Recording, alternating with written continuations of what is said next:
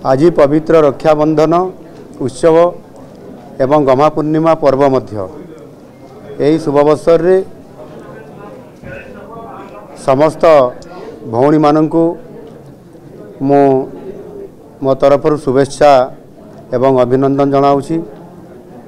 एवं समानंकु सुरक्षा केमिति मिलिबो सेतिपाई मध्य आज मु ये पवित्र रक्षाबंधन उत्सव रे प्रतिश्रुति दौची समाने समस्ते भलरे रहिबे सुखरे रहिबे सुरक्षा रे रहिबे आ समस्त ओडिशार भौणी मानकु सेतिपाई मध्य मु सुभद्रा योजना रे समानंकर सुरक्षा एवं समानंकर उन्नति पाई मध्य योजना करिछि समानंकर उत्तरोत्तर कामना करूछि।